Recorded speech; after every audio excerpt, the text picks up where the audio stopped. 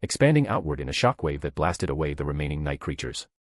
The very air seemed to bend around him, distorting like heat waves above asphalt. In her protective sphere, Elaine pressed herself against the far side, eyes wide with terror. Even Vader braced himself, lightsaber held defensively before him. Lucien raised his arm to shield his face, feet sliding backward despite his effort to stand firm. "Shit," he muttered, realizing how completely he'd been outplayed, having been played like a fiddle. Miles away, a group moved carefully through thick fog, their forms barely visible in the hazy grayness. The ground beneath their feet was barren and cracked, occasional pools of sulfurous liquid bubbling ominously. "This is disgusting," Rebecca complained, lifting her designer boots over a particularly noxious puddle. "Couldn't the ancient cities of sin have been destroyed somewhere with better climate?" "What were you expecting, sister?" Cole replied with a smirk. "A pleasant stroll through paradise. These are the remains of God's wrath. Must you two bicker constantly?" Finn's voice cut through the fog, irritation evident in every syllable. "We are traversing hallowed ground." "Hallowed is hardly the word I would use," Elijah interjected diplomatically. "Perhaps we should focus on our purpose here rather than the accommodations." At the center of their group walked Elena, her eyes glowing electric blue, a barrier of light surrounding them all. Klaus walked beside her, one hand resting lightly on her shoulder. "You're doing marvelously, love," he encouraged, gently ruffling her hair. "Just a bit further and we'll find our wayward boy." Trevor Belmont brought up the rear, his hand never far from the coiled whip at his side. His eyes scanned the fog continuously, watching for threats that might emerge from the sulphurous mists. The barrier of light surrounding them pulsed slightly as they continued forward, illuminating their path through the ruins of Sodom and Gomorrah toward the distant silhouette of Dracula's castle. "Do tell me how you found it." "So, how will Lucien get out of this predicament? Or, has he not been playing all his cards yet? If so, what?" "Okay, seriously, like come on, this one should be obvious. If it isn't though, I'll answer if you question." "Well, I hope to see you all later, my dear friends. Bye." Chapter 109, Can I ask you guys a question? Hello everyone, I wish to ask something. Do please answer, it can help me a lot for future writing. What is it you enjoy the most about reading stories? Do you actually enjoy if it makes sense, despite it making the characters' lives more difficult? How I basically understand writing is that stories are made up of a couple aspects. A couple of points that attract people to reading them. Character interaction. Fight/cool scenes. Slice of life. Mystery. Do tell me if I missed any. From what I know, and have experienced, happiness without struggle feels hollow to the reader and makes stories boring and them click off. Same thing with too much slice of life, too many fights and too much mystery.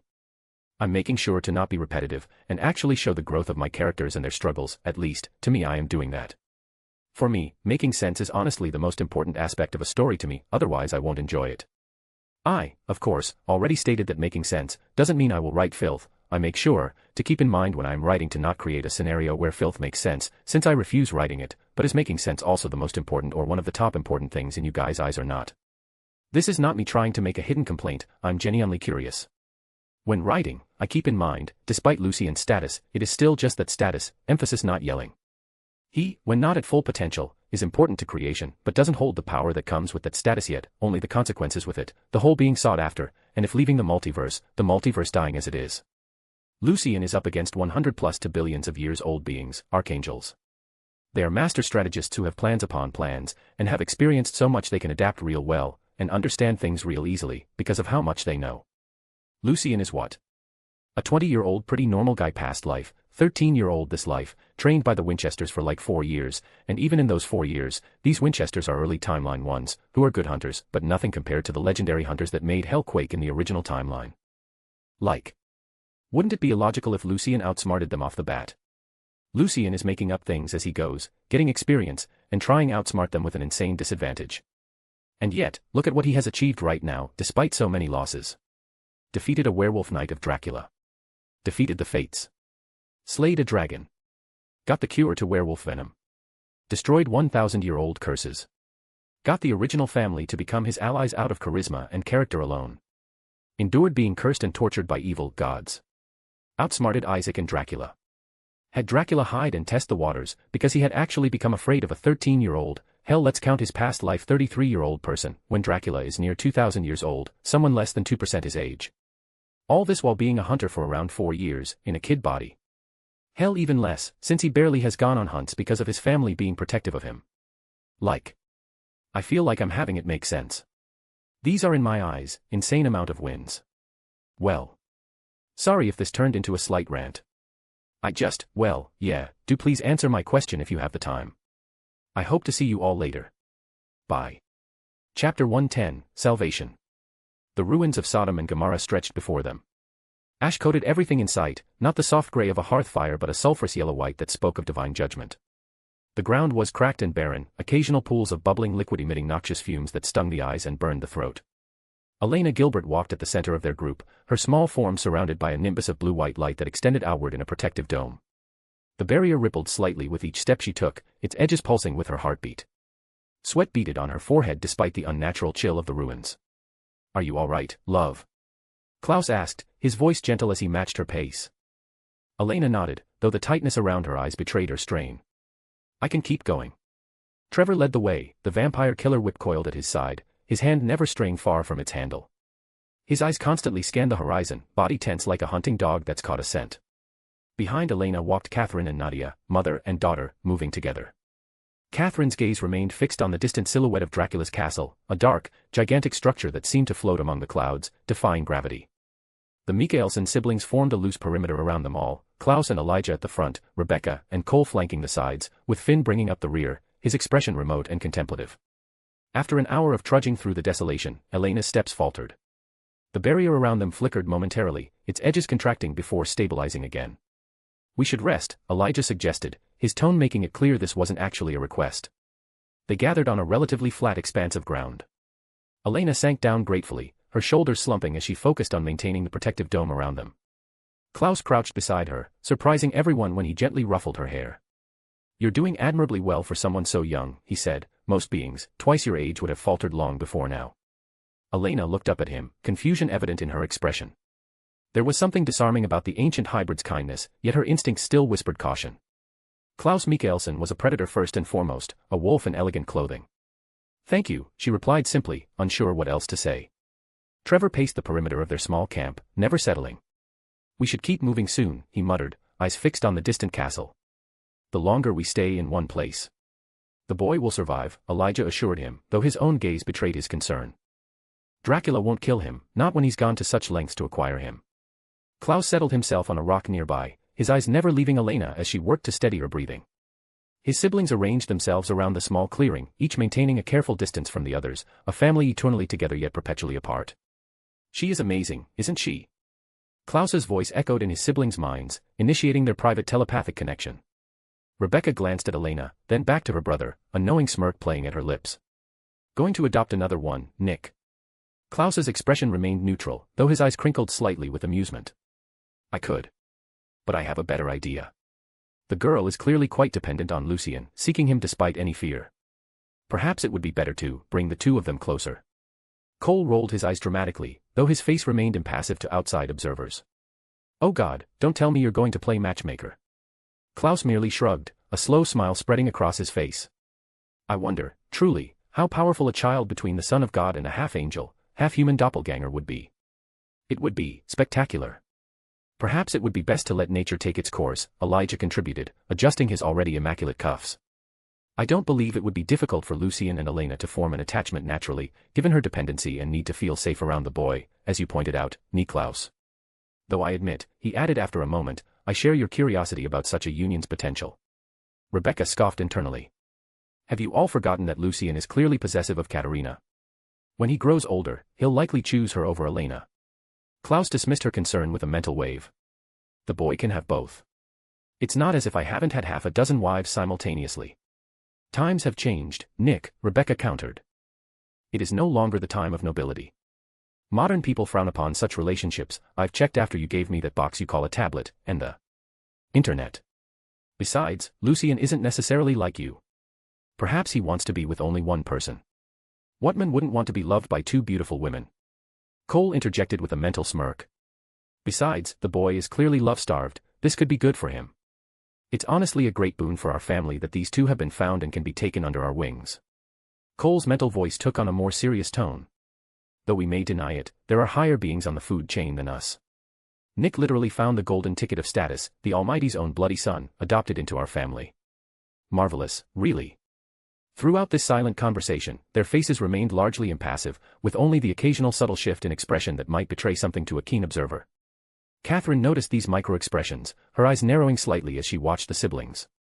5 centuries of survival had taught her to recognize when others were communicating in ways she wasn't privy to. She said nothing, however, focusing instead on maintaining a protective stance near Elena. "We should continue," Trevor announced, breaking the silence. "The castle seems no closer despite our walking.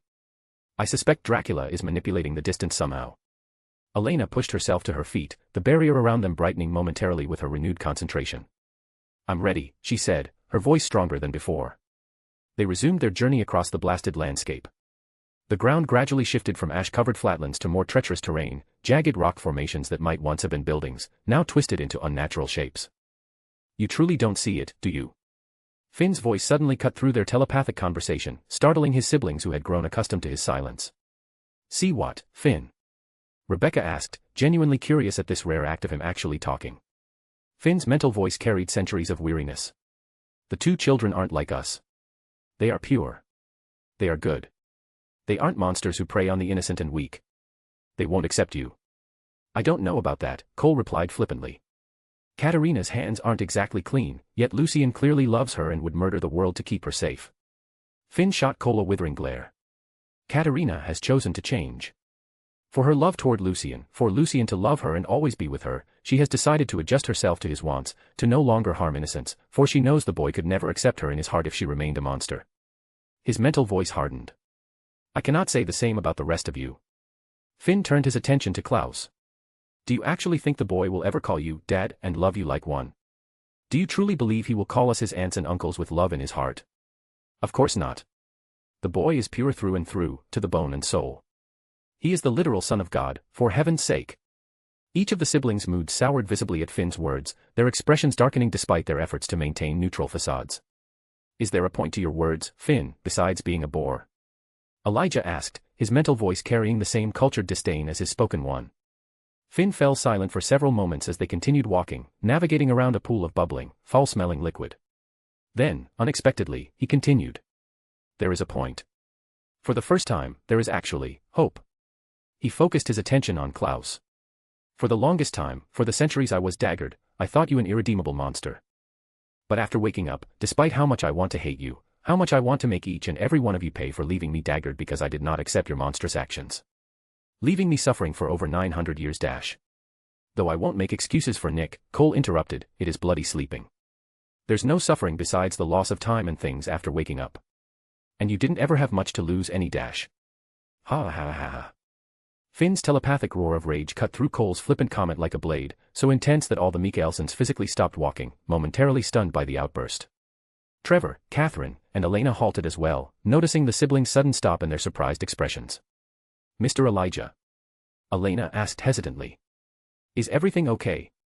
Elijah blinked, composing himself instantly. "Everything is fine," he assured her gently. "Let's continue." As they resumed walking, Trevor cast suspicious glances at the Michaelsons, while Catherine studied them before returning her attention to the path ahead. "Being daggered for decades and being daggered for centuries are very different things," Finn continued, after a long moment of silence, his mental voice trembling with suppressed fury. It starts like a dim pinprick, growing brighter year after year, a slow consciousness wherein I was paralyzed, entombed in my own mind. That despair, utter loneliness. All amplified and made endless. The pain of hunger, the cold, the fear of never being free of this prison. Of simply being forgotten. By my very own family. None of you could ever understand." After several long moments of tense silence, everyone processing what their eldest brother said, Finn gathered himself and continued his original point. Cole was right. Cole perked up, genuine surprise and curiosity in his mental voice. "Right about what?" "What you said during our dinner after the family finally reunited, when Claus undagged the rest of us. This boy can give us everything we've wanted. He is our hope, our chance to regain everything that was taken from us by our mother and father out of their own fear." Finn's mental voice softened. "Despite how you all are now, I don't want to hate you. You're my family, the only thing I have left," as Cole so delicately put it. Cole looked uncomfortable for the first time, his earlier flippant comment about Finn having nothing to lose clearly beginning to weigh on him. As Cole said, Lucien can make it so we no longer need to drink blood to survive. The boy can make it so we can experience being truly human again while still retaining all our capabilities as vampires, and more. The ability to start families again, to no longer be monsters. This boy, he is our salvation. Finn's mental voice took on an almost pleading tone. All I ask is that when the time comes, when the boy grows into his power, we seek it. A family living forever, with all our power and safety, but also the purity that was stolen from us. All we need to do is stay our hand, control ourselves, not kill innocents, and then we can have an existence that is no longer unnatural, but a true paradise. A true eternal, always, a family. The Michaelsons walked in silence, each processing Finn's words in their own way. Elijah glanced sideways at Claus, who walked beside him, and was startled by what he saw. Elijah could swear he was seeing it, the yearning on Klaus's face, the near acceptance, his younger brother actually finally seeking the redemption Elijah had been pursuing for him and their family for centuries. Claus almost seemed to taste happiness. But then his brother's face hardened, his expression closing off like a door slamming shut. How pathetic you are, Finn, Claus replied telepathically, his mental voice cold and dismissive. You truly are and will always be a dullard. An ever-simpering sycophant. Before any of his siblings could respond, Trevor suddenly raised his hand, signaling for everyone to stop. Be careful, he warned, his voice tight. I sense something. They all began to focus, looking. When they began to hear it. Like the howling of the wind. Do you all hear that? Rebecca asked. The earth beneath their feet suddenly began to tremble. Elena stumbled, her concentration wavering as the protective barrier flickered dangerously. Catherine moved in a blur, fast, catching the girl in her arms and holding her protectively. Hundreds upon hundreds of dark clouds of smoke began to erupt from the ground around them, causing the ground to break and pieces of it fly into the air, the dark smoke swirling upward in spirals of darkness. The ruins darkened further as the smoke blotted out what little light filtered through the ashen sky. Ooh. The sound came from the countless smoke trails. Trevor let out a hysterical chuckle, sweat beading on his brow, as he saw it converging. Bloody hell, we truly are fucked, aren't we? What is that? Catherine yelled over the growing rumble and howling winds, still clutching Elena tightly. Cole stepped forward, his normal look replaced by genuine concern. These are, if I'm correct, and I bloody hope I'm not, the witnesses. The damned souls of these cities, bound by God here in eternal torment. He swallowed hard. It seems Dracula has somehow found a way to weaponize them. The clouds of smoke continued to rise and coalesce, forming a massive shape above them. First, a head emerged, then a sinuous body that seemed to stretch endlessly into the distance. The giant serpent made of black smoke towered over them, its eyeless head turning as if to regard them. As one, they stood frozen, staring up at the horror that had been unleashed against them. Do tell me how you found it. So, what did you guys think of the conversation the Michaelsons had with each other? Do you think they will ever accept Finn's proposal? And if not, do you think Lucien will, like Finn says, never care for them like they want, or he still will?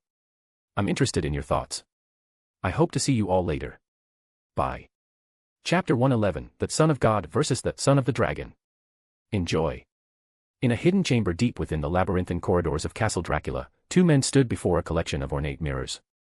Unlike ordinary looking glasses, these mirrors displayed scenes from distant locations throughout the castle, magical windows into events unfolding beyond their sight.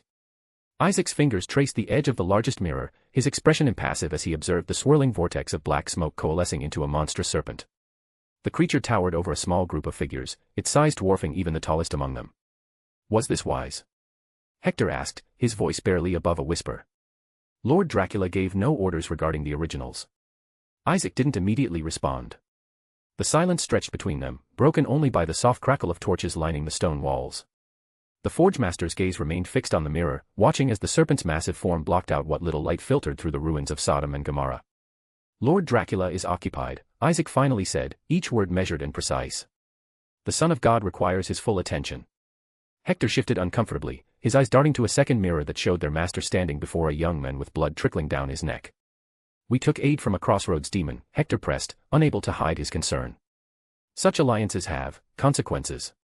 A ghost of a smile touched Isaac's lips. All actions have consequences, Hector. The question is whether those consequences are preferable to inaction. He turned from the serpent mirror to face his fellow Forge Master. Loath as I am to admit it, I have no desire to witness a repeat of history. Klaus Michelson, Hector murmured. Indeed. Isaac's expression darkened. I will not stand idle while that abomination and his family threaten our master again. Not when he is so close to achieving his potential. Both men turned their attention to the second mirror, where Dracula and Lucien faced each other in the devastated remains of what had once been the castle's great hall. Once Lord Dracula has consumed the strength of God's Son, Isaac continued, not even the entire original family will stand against him.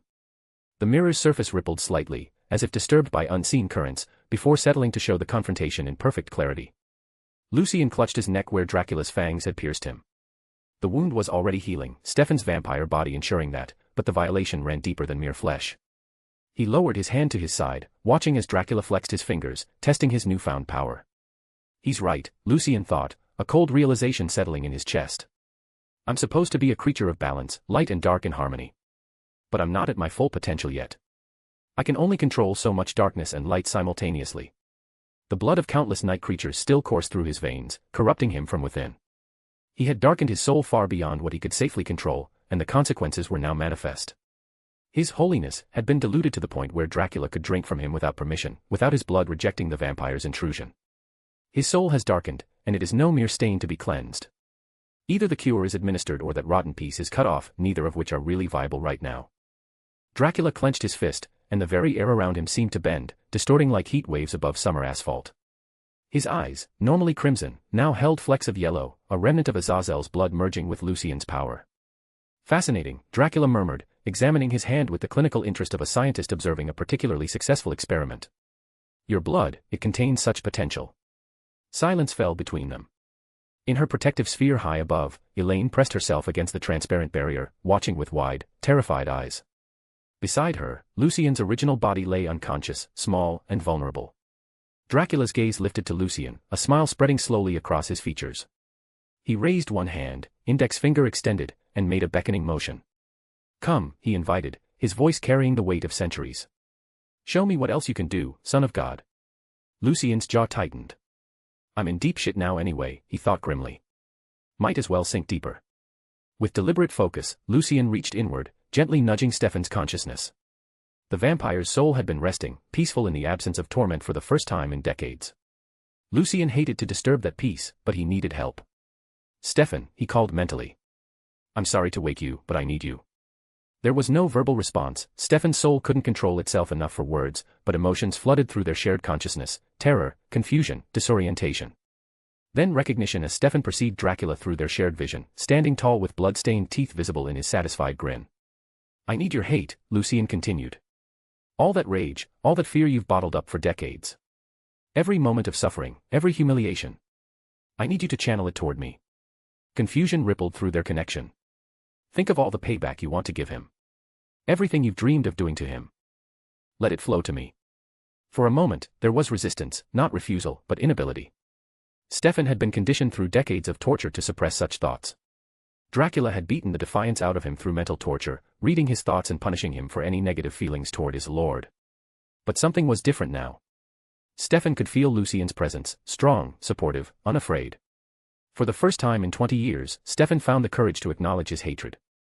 The emotion began as a trickle, then a stream, and finally a torrent of pure, undiluted rage. Lucien embraced it, channeling it into the Force. His eyes shifted from blue to molten gold as he established his Force domain instantly, in this adult body, plus all the hate, not needing 10 minutes to set it up. He added his own hatred to Stefan's, for all the suffering Dracula had caused. His father nearly dying because of the dark spear while fighting Dracula's werewolf knight. Lucien sacrificing his life force to save John. Fleeing to Mystic Falls and becoming entangled in the Red Sun ritual. Being branded as a living sacrifice. Catherine nearly dying from Tezcatlipoca's bite. The kidnapping, the torture, all of it could be traced back to this smiling devil in front of him. You're the literal architect of all my greatest suffering. It's time you paid the fucking price, Lucien growled. Dracula's smile widened. Finally, some dash. He never finished the sentence.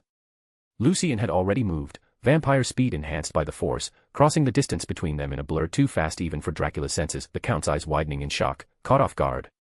Massive bat wings erupted from Lucien's back as he drove his fist into Dracula's face with the full weight of his body behind the blow. The impact was thunderous, stone cracking as Dracula's body was sent flying backward, crashing through 3 consecutive walls before disappearing into the darkness beyond. Lucien didn't hesitate. He launched himself forward, wings propelling him through the holes Dracula's body had created. He found the vampire lord rising from a pile of rubble, dust falling from his shoulders. Impressive, Dracula acknowledged, brushing debris from his sleeve with casual elegance. But predictable. Lucien's response was to thrust his hand forward. Burn, he commanded, channeling the dark side into Force lightning that erupted from his fingertips. Blue-white energy arced across the chamber, striking Dracula squarely in the chest. The vampire's body convulsed, his elegant clothing smoldering as the lightning coursed through him. But rather than collapsing, Dracula raised his hands, fingers splayed, and began to absorb the energy. "Is this the extent of your power?" Dracula asked, his voice strained but controlled. "Parlor tricks." Lucien cut off the lightning and shifted tactics. Drawing on Stefan's natural abilities, he focused on the moisture in the air, rapidly cooling it around Dracula. Ice crystals formed, spreading fast to encase the vampire's legs and lower body. Dracula looked down at the ice with mild curiosity. Interesting approach. With a casual flex of his muscles, he shattered the ice into thousands of glittering shards. Before the pieces could hit the ground, Lucien gestured sharply. The ice fragments reversed direction, accelerating toward Dracula like 1,000 tiny daggers. Dracula's form dissolved into mist just as the ice shards would have impaled him. The mist flowed around the projectiles, reforming behind Lucien. A hand closed around Lucien's throat, lifting him off the ground. "You have potential," Dracula said, his voice inches from Lucien's ear. "But you lack experience." Lucien grabbed Dracula's wrist with both hands, channeling reality-bending compulsion through his touch. "Release," he commanded. To Dracula's visible surprise, his fingers opened involuntarily. Lucien dropped to the ground, rolling away and coming up in a fighting stance. Reality manipulation at such strength level, Dracula observed, flexing his hand. Impressive for one so young. Lucien didn't waste time responding. He charged forward, feinting left before dropping into a slide that took him beneath Dracula's guard. As he passed under the vampire lord, he thrust upward with a wooden stake pulled telekinetically from the debris. Dracula twisted with inhuman speed, the stake missing his heart by inches, tearing through his shoulder instead. He hissed in pain but caught Lucien's wrist before he could withdraw. "Close," Dracula acknowledged, but not close enough. He yanked Lucien upward, intending to throw him across the room, but Lucien had anticipated this. He used the momentum to flip over Dracula's head, landing behind him. In the same fluid motion, he swept Dracula's legs from under him. The vampire lord fell backward but turned the fall into a graceful handspring, landing on his feet several yards away. He touched the wound in his shoulder, examining the blood on his fingertips with mild interest. "You fight well for someone inhabiting a borrowed body," he said. "But how long can you maintain this level of exertion?" As if in answer, a massive black figure materialized beside Lucien, Vader, his red lightsaber humming ominously in the dim light. "Master," the Korean acknowledged, mechanical breathing echoing through the chamber. Dracula's eyes narrowed. "Ah, the shadow self. I wondered when you would join us." Vader didn't respond verbally. Instead, he lunged forward, lightsaber arcing toward Dracula's midsection. The vampire lord sidestepped with millimeters to spare, the plasma blade passing close enough to singe his clothing. Lucien used the distraction to launch another attack, transforming his right arm into a mass of writhing tentacles, using reality compulsion to do this, that wrapped around Dracula's legs. The vampire snarled, tearing free with a display of raw strength that sent pieces of tentacle flying. "Enough games," Dracula growled, his composure slipping for the first time.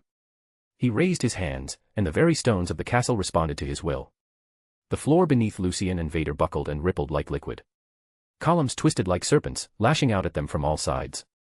Vader's lightsaber became a blur of crimson energy, slicing through stone as quickly as it could reshape itself. Lucien took to the air, his wings carrying him above the chaotic floor. From this vantage point, he spotted a massive chandelier hanging from the vaulted ceiling. With a gesture, he severed its chain. The iron and crystal construction plummeted toward Dracula, who looked up just in time to see it descending. Rather than dodge, Dracula raised one hand. The chandelier froze in midair, hovering for a moment before reversing direction, hurtling toward Lucien with even greater speed. Lucien barrel rolled to avoid it, but the massive fixture clipped his wing, sending him into a spin, all objects in this castle being immensely durable and potent from the magic within. He crashed into a wall, stone cracking under the impact. Before he could recover, Dracula was there, hand closing around his throat once more. "You rely too much on theatrics," Dracula criticized, squeezing slowly. "Power without control is merely dash." A red lightsaber blade erupted from Dracula's chest, cutting his lecture short. Vader stood behind him, having arrived across the chamber in an instant. Dracula looked down at the plasma blade protruding from his chest with genuine surprise. Then, remarkably, he laughed. "Interesting," he said, his voice unchanged despite the lightsaber impaling him. "Very interesting indeed." He reached back without looking, his hand passing through Vader's armor as if it were smoke, closing around something solid within. With a single, powerful motion, he pulled Vader forward, over his shoulder, and slammed him into the ground with enough force to crater the stone floor. The lightsaber deactivated as it was torn from Vader's grip. Dracula stepped back, the wound in his chest already closing. Your shadow is becoming tiresome, he told Lucien, who had used the distraction to free himself and was now helping Vader to his feet. Vader rose slowly, his mechanical breathing slightly irregular. I exist to serve my master, he stated, his deep voice resonating through the chamber. Noble sentiment, Dracula replied.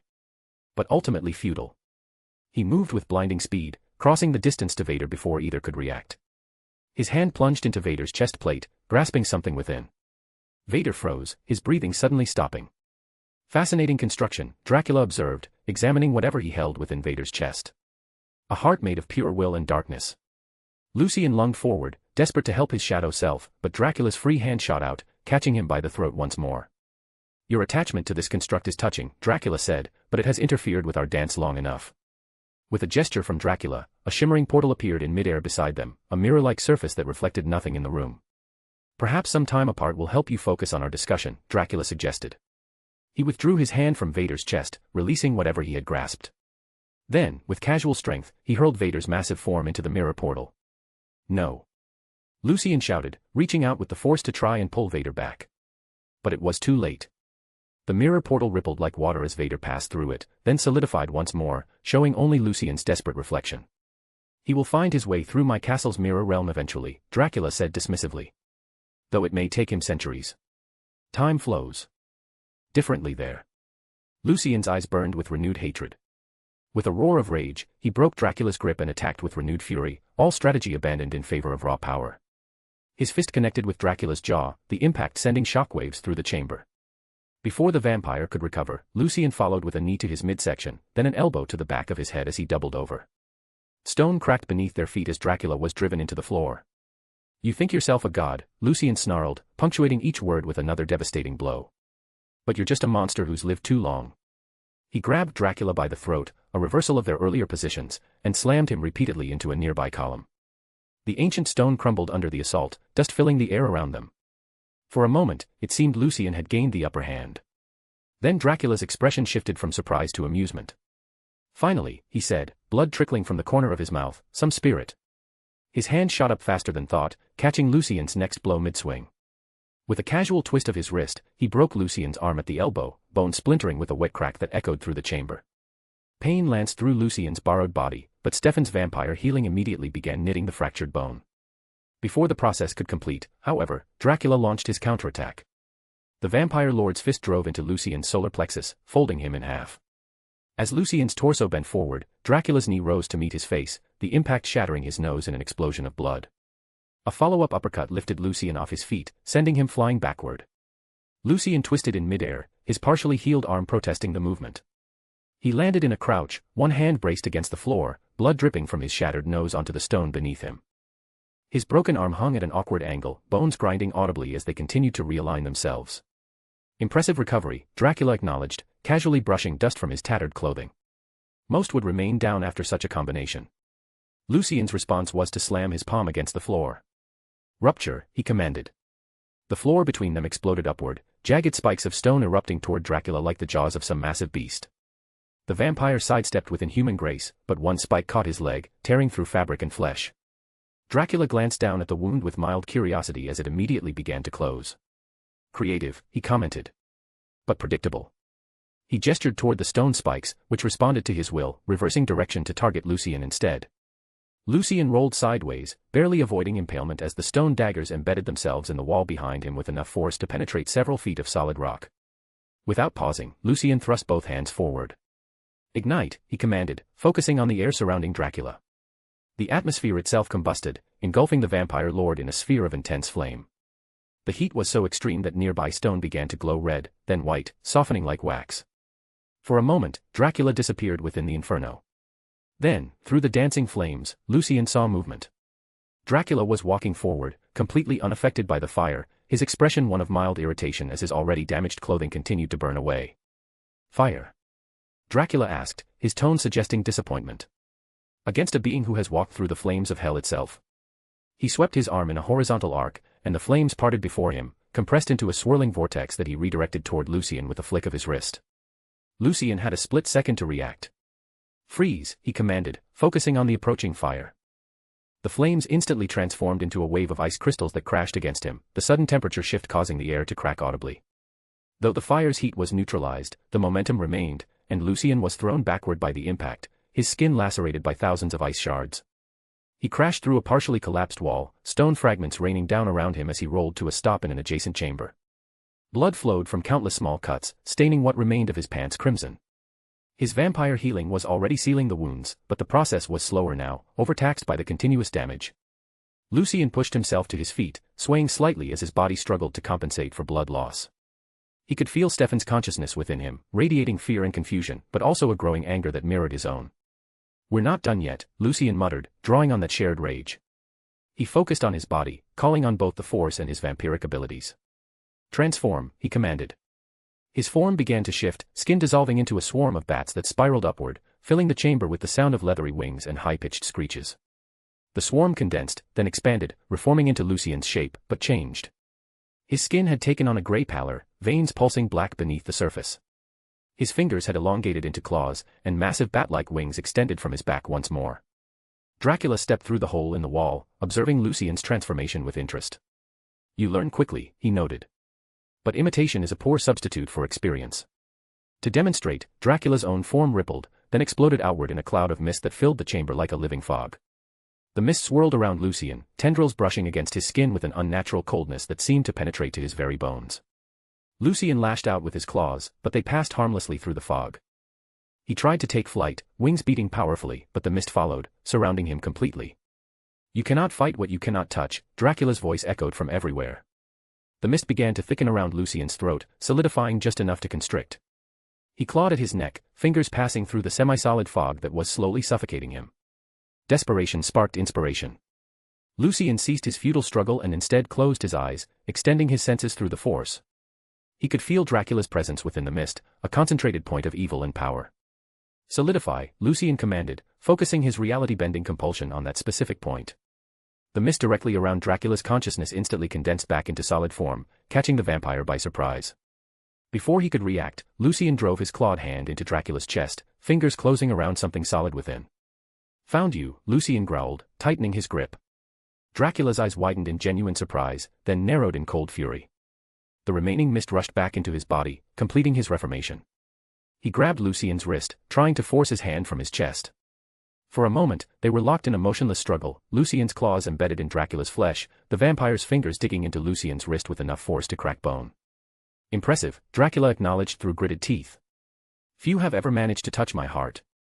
"Let's see if it burns," Lucien snarled, channeling red force lightning directly into Dracula's chest, previously having used only blue-white for this moment, to catch the Count off guard from the lightning. Crimson energy coursed through the vampire lord's body, his back arching as electricity danced across his skin. "Aha!" Dracula roared in agony, for the first time since the battle began truly hurt. The smell of burning flesh filled the chamber, acrid and thick. Dracula's grip on Lucien's wrist tightened further, bones grinding audibly as they fractured under the pressure. "Damn this boy, what is this strength? He is destroying my very power. I need to break free with haste." Dracula thought to himself, in agony. With a roar of pain and rage, Dracula tore Lucien's hand from his chest and hurled him across the chamber. Lucien crashed through a stone balustrade, fragments of carved rock exploding around him as he fell to a lower level of the castle. He landed hard on a marble floor, the impact driving the breath from his lungs. Above him, a massive chandelier swayed precariously, disturbed by the violence of his fall. Lucien rolled to his side, wincing as his broken wrist shifted, bones grating against each other. Dracula leapt down after him, landing with cat-like grace despite the smoldering hole in his chest. The wound was already closing, flesh knitting together with supernatural speed. "You continue to surprise me," Dracula said, his voice betraying a hint of genuine respect, as his wounds slowly healed. "Perhaps there is more to you than mere power." Lucien's response was to gesture toward the chandelier above Dracula's head. "Fall," he commanded. The massive iron and crystal construction broke free from its chain, plummeting toward Dracula with the force of a meteor. The vampire glanced up, then casually sidestepped, allowing the chandelier to crash to the floor beside him. "Predictable," Dracula chided. "Was it?" Lucien asked, a grim smile spreading across his face. The chandelier hadn't been the true target. The floor beneath it, already weakened by their battle, gave way under the impact. A gaping hole opened beneath Dracula's feet, and he dropped out of sight, disappearing into the darkness below. Lucien didn't waste the opportunity. He focused on his shattered wrist, accelerating Stefan's vampire healing with the Force, powering the dark magic with the dark side. The bones realigned with a series of sickening cracks, tendons and ligaments reattaching themselves. The pain was excruciating, but he pushed through it, forcing himself to his feet. He had perhaps seconds before Dracula returned. Scanning the chamber, he spotted a fallen night creature nearby, one of many that had been destroyed during their battle. Without hesitation, he staggered toward it, dropping to his knees beside the corpse. His clawed hand plunged into the creature's chest, tearing through ribs to reach the still liquid blood within. He brought his hand to his mouth, drinking deeply of the black ichor. Power surged through him immediately, his numerous wounds closing, strength returning to his limbs. More, he growled, tearing deeper into the night creature's body, consuming more of its blood. With each swallow, his form shifted further from human. Wings expanded once again from his back, no longer bat-like but draconic, scaled and powerful. A slow clapping sound drew his attention to the hole in the floor. Dracula rose through it, levitating upward with effortless control, his tattered clothing fluttering around him. Embracing corruption so readily, the vampire lord asked, landing lightly on the marble floor. I expected more resistance from the Son of God. Lucien rose to his full height, now towering over Dracula's form. Whatever it takes, he rumbled, his voice deeper. Indeed, Dracula agreed. A pragmatic approach I can appreciate. Without warning, Dracula launched himself forward, moving so quickly he seemed became a blur. His fist connected with Lucien's chest, the impact sending shockwaves through the chamber that shattered nearby windows. Glass rained down around them, glittering in the dim light like falling stars. Lucien absorbed the blow, now a bit more resilient than before. He countered with a sweep of his massive tail, a new appendage that he had just formed with by muttering under his breath, tail, form, catching Dracula in the side and sending him crashing into a marble column. The vampire lord recovered instantly, rebounding off the column and diving at Lucien's legs. Lucien attempted to take flight, massive wings beating powerfully, but Dracula caught his ankle, dragging him back to the ground. They crashed together through the weakened floor, plummeting to yet another level of the castle below. Lucien landed on his back, Dracula on top of him, the vampire's hands closing around his throat. You cannot escape me, Dracula hissed, fingers digging into Lucien's scaled flesh. We'll see about that, Lucien answered roughly. Burn, he commanded, powering the dark magic more with the dark side, as he opened his mouth and exhaled a torrent of flame directly into Dracula's face. The vampire recoiled, his skin blackening, hair igniting. The smell of burning flesh filled the air once more, acrid and thick. Dracula rolled away, hands covering his face as his body struggled to heal the extensive burns. Lucien pressed his advantage, rising to his feet and advancing on the wounded vampire. Not so confident now. Lucien taunted, gathering energy for another blast of dragon fire. Before he could release it, Dracula's hand shot out, fingers splayed. The very air between them seemed to solidify, forming an invisible barrier that caught Lucien's flame when he exhaled, containing it in a sphere of compressed energy. Your power is impressive, Dracula acknowledged, his burned features already beginning to heal, but unrefined. With a gesture, he sent the contained fireball back toward Lucien, who barely managed to dodge. The sphere exploded against the wall behind him, stone melting like wax under the intense heat. Lucien growled in frustration, then focused his concentration. Eyes beginning to shine like twin suns, an aura of pure force energy surrounding him. Let's try something different, Lucien said, his voice echoing with power. He raised his hand, and every loose object in the chamber, broken stones, shattered glass, fragments of wood, rose into the air, suspended by his telekinesis. With a flick of his wrist, he sent the debris hurtling toward Dracula in a deadly storm. The vampire moved with fast, dodging larger projectiles while batting aside smaller ones. But there were too many, coming too quickly. Stones tore through his already tattered clothing, glass shards embedded themselves in his flesh, a jagged piece of wood impaled his shoulder, narrowly missing his heart. Dracula snarled in pain and annoyance. He thrust both hands forward, and a wave of pure force erupted from his palms, catching the remaining debris and sending it back toward Lucien. Lucien created a force shield, the projectiles bouncing harmlessly off the invisible barrier. Without lowering his defense, he reached out with his other hand, focusing on the wood embedded in Dracula's shoulder. Grow, he commanded, using more of the dark side to power the dark magic, foregoing force lightning or any other power, to use as much force energy to power the reality compulsion, it being his greatest current weapon. The wood responded, sprouting branches that expanded within Dracula's flesh, tearing through muscle and bone as they grew. The vampire roared in agony, clawing at the suddenly animated wood as it threatened to impale his heart from within. With a display of raw strength, Dracula tore the entire wooden growth from his body, taking chunks of his own flesh with it. Blood poured from the wound, sizzling when it hit the floor. Enough games, Dracula growled, his composure finally cracking. He raised his arms, and the very castle responded to his will. The floor beneath Lucien's feet suddenly became liquid, stone flowing like water. Walls twisted and bent, columns writhed like serpents. The entire chamber began to reshape itself according to Dracula's desire. Lucien found himself sinking into the liquid stone, which hardened around his legs, trapping him in place. He struggled against the restraint, channeling the force to break free, but the stone continued to flow and harden faster than he could shatter it. "This castle has been my home for centuries," Dracula said, approaching slowly as Lucien continued to struggle. "It is an extension of my will, responsive to my every desire." Lucien's eyes narrowed in concentration. If the castle was part of Dracula, perhaps it shared his weaknesses. He placed his palms against the stone encasing his legs. "Consecrate," he commanded, channeling the light side energy and grace into the material. The stone began to glow with a soft white light that spread outward like ripples in a pond. As the light touched various parts of the chamber, they began to crumble, turning to dust. The effect reached Dracula, who hissed in pain as the light burned his feet through his boots, him not being holy enough still to resist the light side, powered by drops of archangel grace, corrupted or not. The vampire lord leapt backward, levitating to avoid contact with the spreading consecration. With a gesture, he tore a massive section of ceiling free, dropping tons of stone toward Lucien. "Disintegrate," Lucien commanded, focusing on the falling debris. The stones dissolved into fine dust before they could crush him, creating a cloud that filled the chamber, obscuring vision. Lucien used the momentary cover to break free from his stone prison, shattering it with a kick.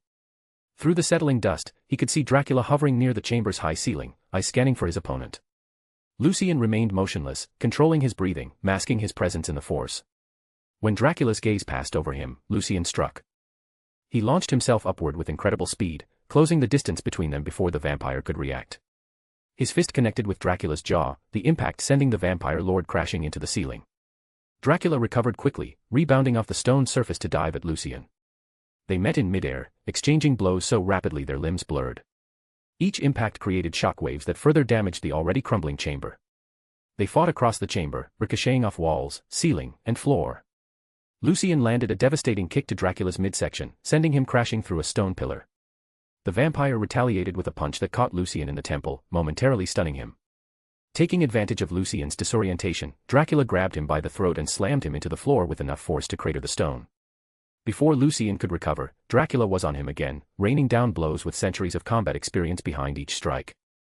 Lucien raised his arms to block, but Dracula's assault was relentless. Bones cracked under the onslaught, only to heal and be broken again. Blood splattered across the floor with each impact. Desperate for reprieve, Lucien focused his remaining strength. Explode, he commanded, directing the energy outward from his body. The force of the explosion sent Dracula flying backward, giving Lucien precious seconds to recover. He rolled to his feet, body aching despite his vampire healing working overtime. Across the chamber, Dracula rose as well, his clothing now reduced to tatters, exposing a torso covered in wounds that closed even as Lucien watched. The vampire lord's eyes glowed with an inner fire, his expression one of cold fury. "You continue to resist the inevitable," Dracula said, his voice unnervingly calm despite his obvious anger. "It would be admirable if it weren't so futile." Lucien wiped blood from his mouth with the back of his hand. "I'm just getting started," he replied, though the words lacked conviction. He could feel his strength waning, the corrupted power he'd consumed from the night creatures already burning away. Dracula seemed to sense his faltering energy. "Are you?" he asked, a cruel smile spreading across his face.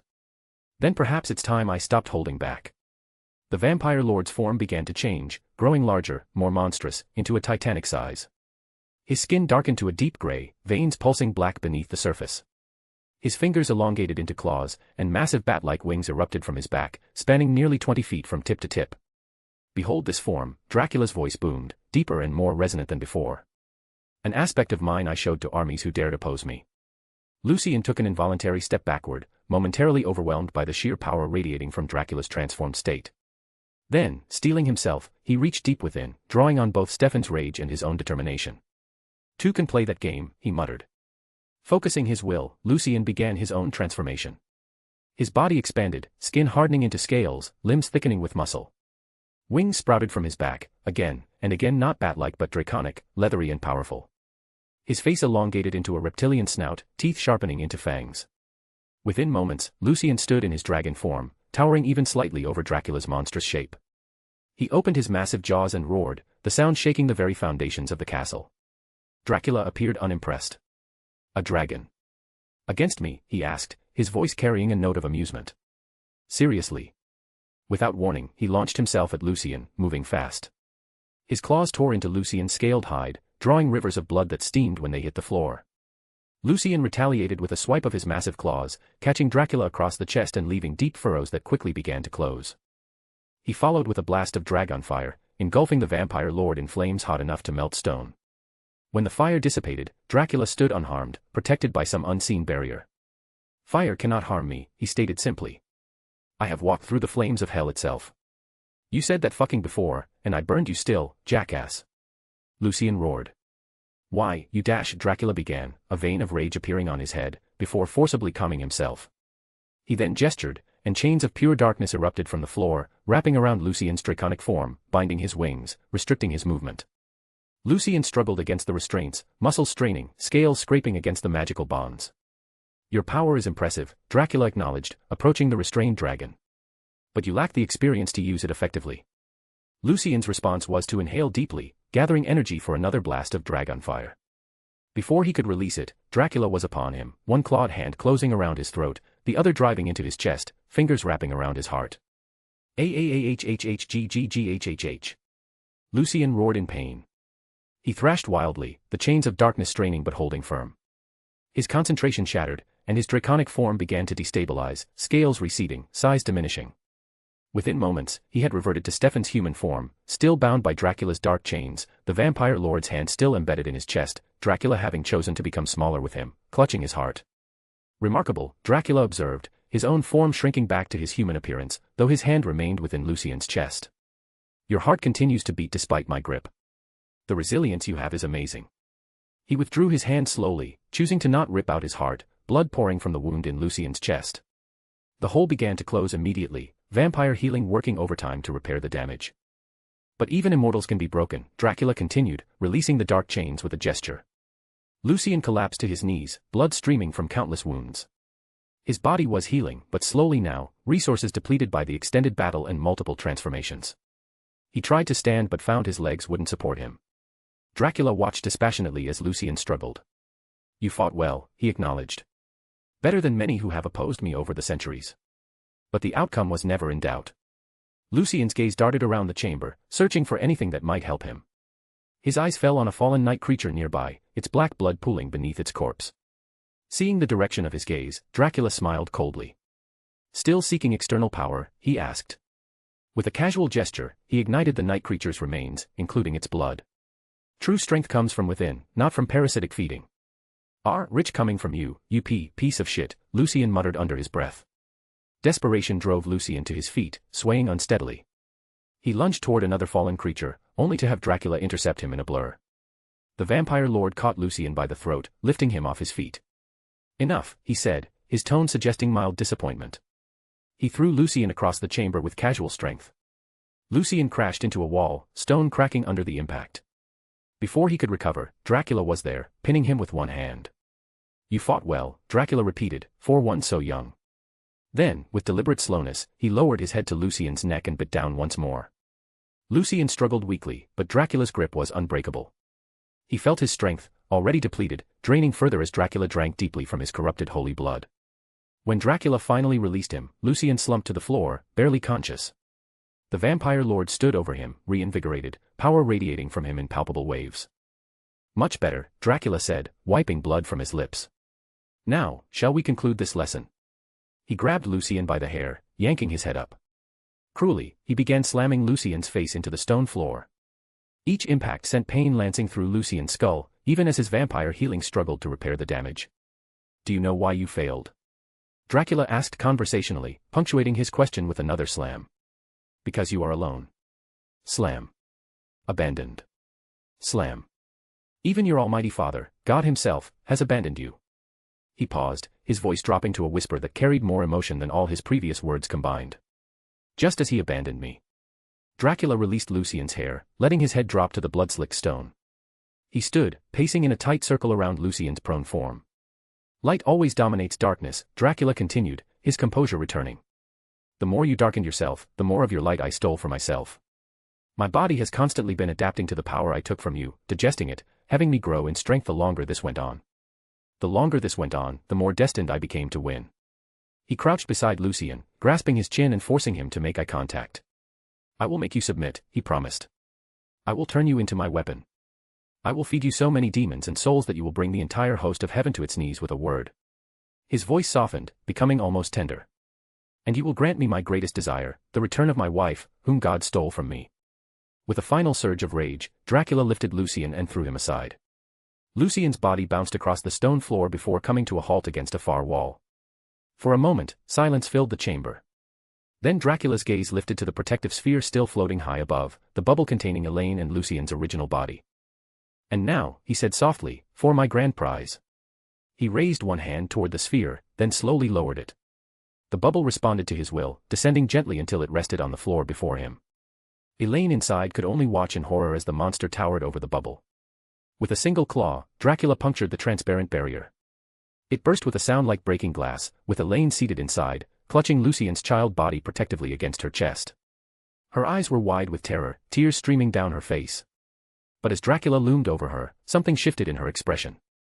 Finally, what I have sought for near on 2 millennia, Dracula stated, his focus only on the child body, ignoring Elaine like she wasn't even there. She though had watched Lucien fight the entire time, had seen his struggles, his pain, his determination, all of it. This boy in a borrowed adult body, battling against impossible odds to protect her. Wiping away her tears with the back of one hand, she tightened her grip on Lucien's child body. No, she said, her voice barely above a whisper. Dracula raised an eyebrow. No. I won't give him to you, Elaine said, her voice stronger now despite her terror. Across the chamber, Lucien struggled to rise, blood streaming from countless wounds. Run, Elaine, he called out, his voice hoarse. Run. Dracula regarded the woman with cold detachment. Then, without warning, he swiped his hand through the air. Faster than Elaine could process, Lucien's child body was no longer in her arms but dangling from Dracula's massive hand, held by the neck. Your courage is admirable, Dracula told her, but ultimately meaningless.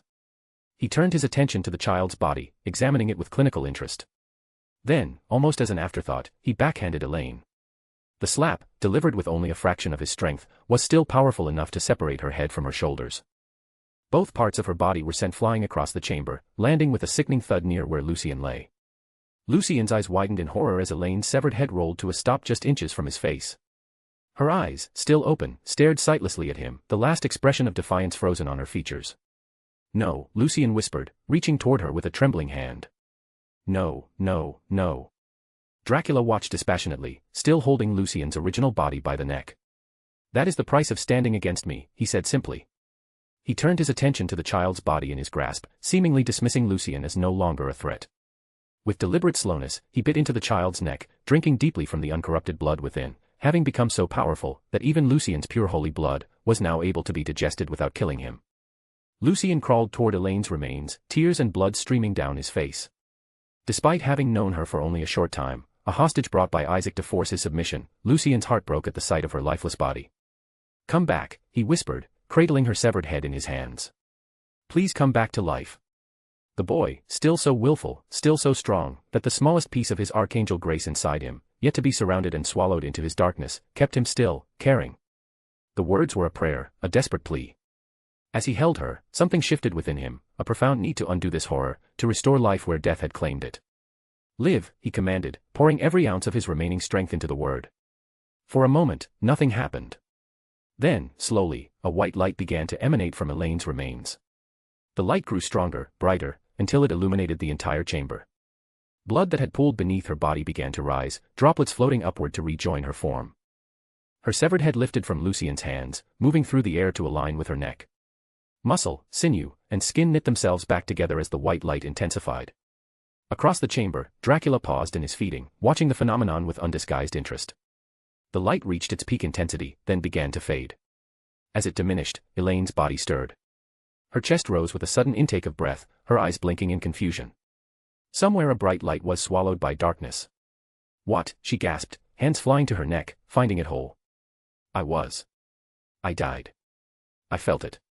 Lucien began to rise slowly to his feet, his expression hidden by shadow. Elaine looked up at him, relief washing over her features. You saved me, she whispered. You brought me back, instinctively realizing this. But as she gazed up at his face, her expression shifted from gratitude to horror. Lucien's eyes, once blue, then molten gold, had transformed into bottomless pits of absolute blackness. Lucien Winchester had become a demon. Took me so long to write this. Good Lord. Well, I hope you guys enjoyed the chapter. So Lucien has fully fallen, and become an actual demon. How do you think it will go next chapter? Do tell me if you guys are excited. Well, if you have questions do ask, and I hope to see you all later. Bye. Chapter 112, Dark. Dracula stood triumphant, the limp body of Lucien's original form dangling from his grip like a broken doll. Blood, holy blood, stained his lips and chin, its power coursing through him like liquid fire. He could feel it transforming him from within, elevating him beyond even his natural state as the Prince of Darkness. His gaze fell upon the rising figure before him, Stefan Salvatore's body, but Dracula's enhanced senses perceived far deeper. What he saw made even his ancient heart falter momentarily. Darkness. Not merely absence of light, but something active and hungry, a void so complete it seemed to be ready to devour reality itself. He had stood before Azazel himself and felt the weight of the yellow-eyed demon's corruption. This darkness dwarfed even that. Something primal within him, the instinct that had kept him alive through countless threats when he was human, screamed in warning. Run. Dracula dismissed the thought immediately. His fingers tightened on the child's body before carelessly dropping it to the stone floor with a dull thud. The sound echoed through the vast chamber, punctuating the silence that had fallen between them. Look at what you've become, Dracula said, the son of God, fallen further than even Lucifer himself. From divine to common demon. He circled Lucien slowly, footsteps measured and deliberate. Though his instincts continued their warning, he silenced them with cold logic. After all, hadn't he just consumed the pure blood of God's chosen vessel? That power was his now. How disappointed your father must be, he continued, adjusting the cuffs of his tattered shirt in a gesture of composure so ingrained it had survived even this confrontation. At least I fell for love, what did you fall for? A meaningless human woman. He gestured dismissively toward Elaine, who huddled against the far wall, eyes wide with terror. Lucien remained motionless, head bowed, those terrible black eyes fixed on the floor. Not even breathing disturbed his stillness. Emboldened by the lack of response, Dracula approached until he towered directly over Lucien's standing form. The position satisfied something deep within him, the sight of this once defiant adversary brought low, seemingly broken. It is time you submit to me, Dracula declared. You cannot win now. Prostrate yourself before me and declare me your god. Renounce your father and become my weapon. He spread his arms wide, a gesture both imperial and evangelical. I will make you stronger than anything this universe has seen. Together, we shall reshape creation itself in my image. The host of heaven will tremble before us. Still nothing. Not a flicker of acknowledgement. Dracula's lips curved into what might have been a smile on a human face but on his looked more like a predator baring its teeth.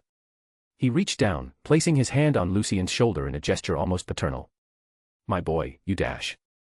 Lucien raised his gaze. The impact was instant. No warning, no gathering of power, no gesture or word, just those bottomless black eyes meeting Dracula's for the first time. The force that erupted from that simple gaze sent Dracula hurtling backward as if struck by a meteor. His body crashed through one stone wall, then another, and another, each impact punctuated by the sound of breaking bones and crumbling masonry. He finally came to rest embedded in the seventh wall, his body leaving a crater in the ancient stone. Before he could fully process what had happened, before he could even begin to extricate himself from the rubble, Lucien was there. Not running, not flying, not using vampire speed, simply there, as if space itself had bent to deliver him precisely where he wished to be. One moment the spot before Dracula was empty, the next, Lucien stood in it, regarding him with those terrible eyes. Lucien's hand shot out, fingers closing around Dracula's face with crushing force. With ease he tore the vampire lord from the wall and slammed his head into the floor. The stone cracked beneath the impact. Again. The crack widened. Again. The floor began to give way. Again. Again. Again. Each impact delivered with mechanical precision, neither slowing nor accelerating, a metronome of violence. The floor finally surrendered, collapsing beneath them in a shower of dust and debris. They fell together to a lower level, Dracula's body absorbing the impact as Lucien landed standing on his back. Without pause, Lucien delivered a single devastating kick to Dracula's spine. The crack echoed through the chamber like a gunshot, Dracula's vertebrae shattering under the force. Dracula let out a pained gasp. The vampire lord's body went limp, his nervous system temporarily severed. Lucien crouched beside him, grabbing a fistful of Dracula's long hair and yanking his head up to expose his throat. Then, leaning close to his ear, Lucien spoke for the first time since his change. A common demon. The words came out as a whisper, cold. Dracula's eyes were wide as he was forced to listen. The one you call the Son of God falls, and you think him a common demon. A sadistic smile spread across Lucien's borrowed features. You're lying to yourself out of fear. You can sense what I've become.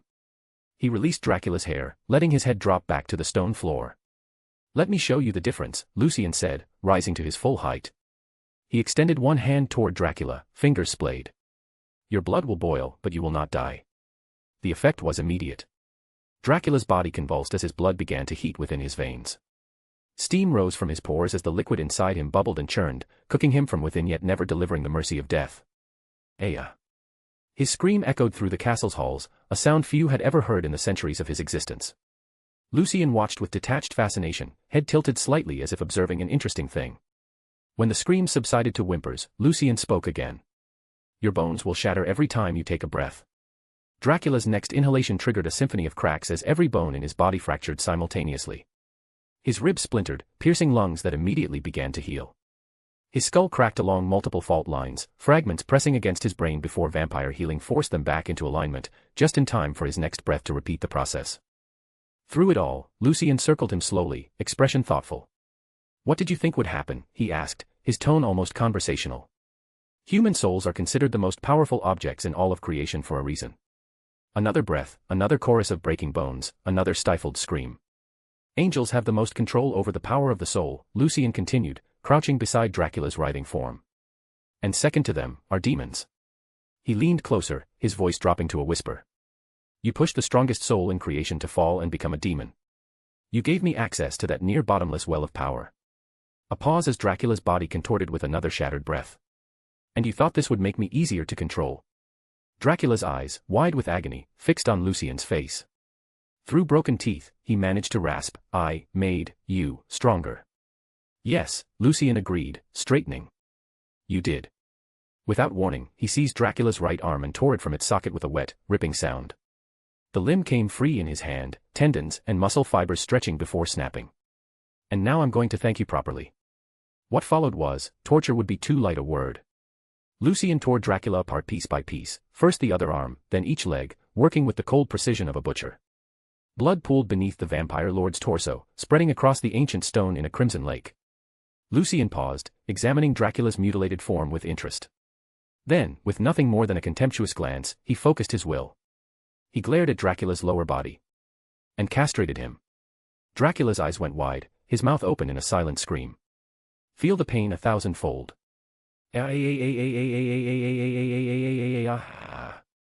Dracula screamed, and writhed, rolling off the floor, as every part of his being was in agony beyond what he thought possible. Lucien with a bored look simply watched for a long moment. Heal, Lucien finally commanded. Dracula's vampiric regeneration activated instantly, flesh knitting together, organs reforming, bones realigning. The Count began to breathe again more easily, relieved at his agony finally over. Then horror followed. Now we can start again, he heard, as Lucien reached for his newly healed arm. In their scrying chamber deep within the castle, Isaac and Hector stood frozen before the mirrors, witnessing their master's suffering. The color had drained from Hector's face, his hands trembling as another of Dracula's screams echoed through the magical glass. What have we done? Hector whispered, backing away from the mirror. That's not, we caused the Son of God to fall. We've created an evil not seen before since Lucifer himself. Isaac seized Hector by the shoulders, fingers digging into flesh hard enough to bruise. Control yourself, he shouted, his usually composed demeanor cracking. Our Lord needs us. How? Hector demanded, gesturing wildly at the mirror where their master was being reassembled only to be torn apart again. What can we possibly do against that? Isaac's gaze shifted to the second mirror, where chaos unfolded in a different form. The originals fighting desperately against the Serpent of Torment. Their movements and abilities were constrained, trapped within the glowing dome projected by the small girl at their center. They cannot leave the barrier, Isaac observed, eyes narrowing. The divine wrath in the air would destroy even them. A coldness crossed his features. I have an idea, he said, turning back to Hector with newfound resolve. Sit, Lucien commanded, and Dracula's broken body complied instantly, folding into a kneeling position despite his missing limbs. Good dog. Lucien circled his former tormentor like a predator toying with prey, occasionally flicking a finger to cause new torments or repositioning Dracula's body in humiliating poses. Please, the word escaped Dracula's lips, perhaps the first time he had uttered it in centuries. You have achieved what I intended. The power of a Cambion at minimum. You are the Antichrist incarnate. His voice grew more desperate yet calculating as he continued. You could destroy the host of heaven with a mere thought. Remake the universe to your design. All this power, all thanks to me. Yes, I made you suffer, but wasn't it worth it? This strength you now possess. Lucien paused in his torment, regarding Dracula with those bottomless black eyes. His head tilted slightly, an unsettlingly human gesture from something that no longer seemed quite human. "Are you actually asking for my bloody gratitude?" he asked, a hint of British accent slipping into his words, an echo of his time with Claus and Rebecca. Before Dracula could respond, Lucien's fingers twitched slightly. "Silence," he commanded, and Dracula's mouth sealed shut, his vocal cords paralyzed. "I think I've heard enough from you for now," Lucien said, turning away as if losing interest in a broken toy. The castle shuddered suddenly, ancient stone groaning as something massive collided with the upper levels. Dust and debris rained from the ceiling as a thunderous crack split the air. Before either Lucien or Dracula could react, the vaulted ceiling exploded inward. SSSSSSSSSSHHHHH, a mighty hiss was heard from above. The Serpent of Torment, a writhing mass of smoke and hatred given form, plunged into the chamber, its massive jaws open to swallow Lucien whole. Lucien didn't move. He didn't raise a hand or speak a word. He simply turned his gaze upward, those bottomless black eyes meeting the serpent's descent. The serpent suddenly froze mid-strike, its massive form suspended in the air as if time itself had stopped. A tremor ran through its smoky body, not from resistance, but from pure, primal fear. Through the gaping holes in the castle structure, a massive griffin descended, its wings glowing with ethereal blue-white light. Elijah Michelson's transformation was magnificent, feathers and fur rippling with power as he carried his siblings, Catherine, Nadia, and Trevor Belmont on his back. They landed amid the rubble, the protective dome of Elena's light still surrounding them as they took in the scene before them, Stefan Salvatore standing over a broken, dismembered Dracula, a red-haired woman cowering against the far wall, eyes wide with terror and tears streaming down her face. But it was the small form lying motionless on the cold stone floor that drew their collective gaze, Lucien's original body, pale and still, drained of blood. Empty. Lifeless. No. The word escaped Klaus's lips as a whisper, his expression shifting from determination to horror. For once, the original hybrid seemed genuinely shaken. Cole grimaced, his usual sardonic humor nowhere to be found. "We're too late." While the others stared at the child's body, Catherine's gaze remained fixed on Stefan Salvatore, eyes wide. "No," she said, her voice cutting through the silence. "Lucien isn't dead." Her hand rose, trembling, tears of joy welling in her eyes as she pointed directly at Stefan's form. The black-eyed demon who had been torturing Dracula turned slowly to face her, his expression unreadable. "That," Catherine whispered, "is Lucien. Do tell me how you found it. I'm kinda finishing it right now on my phone in the bus, hope it's good. Hope you guys are excited for the next one. I hope to see you all later. Bye." Chapter 113, Consequences. "That," Catherine whispered, her voice barely audible over the settling dust, "is Lucien." She took a step forward, but Elijah's hand shot out, gripping her arm with enough force to stop even her vampire strength. "Look carefully," he warned, his voice low and measured. His gaze fixed on the pools of absolute blackness that had replaced Stefan Salvatore's eyes. "That is a demon." Catherine didn't bother looking at Elijah, her focus entirely on the figure standing over Dracula's broken form. Despite the black eyes, despite the borrowed body, she could feel the same sense of absolute loneliness emanating from those eyes, that unique emptiness that was quintessentially Lucien. The feeling that he could only count on himself and no one else in the world. "Are you certain?" Cole asked, his usual flippancy absent. "Is that really Lucien?" Catherine nodded absent-mindedly, her eyes never leaving Lucien's form. "Then things are even worse than we could have possibly imagined," Cole said, his voice uncharacteristically grim. Rebecca turned to her brother, impatience flashing across her features. "Just spit it out. We have no time for your mysteries. What's going on here?" It was Claus who answered, his voice tight with barely contained fury. "It means that Lucien has been turned into a demon." "Torture," Elijah said simply, the single word carrying the weight of centuries of witnessed horrors. His expression was sorrowful, his eyes reflecting a deep, genuine regret. The group's attention shifted as Dracula turned his head to see the newcomers. His eyes narrowed at the sight of Claus. "Niklaus," he muttered, the name dripping with absolute hatred. Claus threw Dracula a mocking smile that barely concealed his rage at what had been done to Lucien, the boy he had come to consider his son. "It's been a while, Count. Long time no see." "You've seen quite the better days, I see," Claus observed casually, though his eyes burned with the promise of violence. Dracula attempted to rise, his face contorting with hatred. "You dash." Before he could finish, Lucien appeared behind him with a speed that left no blur, no indication of movement. One moment he stood a small distance away, the next he was behind Dracula, gripping the vampire lord's head in his hand. With terrifying force, Lucien smashed Dracula's face into the ground. The stone floor cracked with the impact, sending a spiderweb of fractures across the ancient tiles. "I don't like being ignored, pet," Lucien said, his voice eerily calm. "A good dog shouldn't ignore its master." Complete silence followed. Not even the originals had been able to follow Lucien's movement. The only sound was the soft settling of dust from the cracked floor. While everyone was shocked at that, Claus himself was also focused on another thing, staring at the face Lucien was wearing. Stefan Salvatore.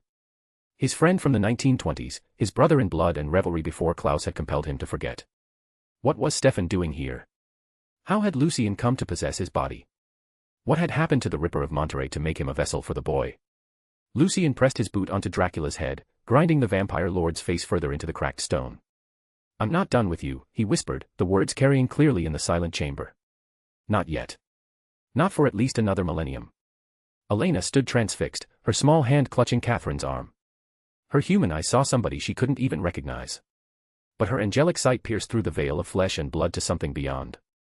She saw Lucien, not just the boy she knew, nor simply the demon the others perceived. She saw a vast, silent swirling expanse of darkness. Everyone else was a symphony of noise to her enhanced senses: fear, anger, confusion, grief, a cacophony of living emotions. But Lucien was silent. Utterly, terrifyingly silent. She simply couldn't hear him. "Beautiful," she whispered, the word escaping her lips unbidden. Lucien's attention shifted back to Dracula.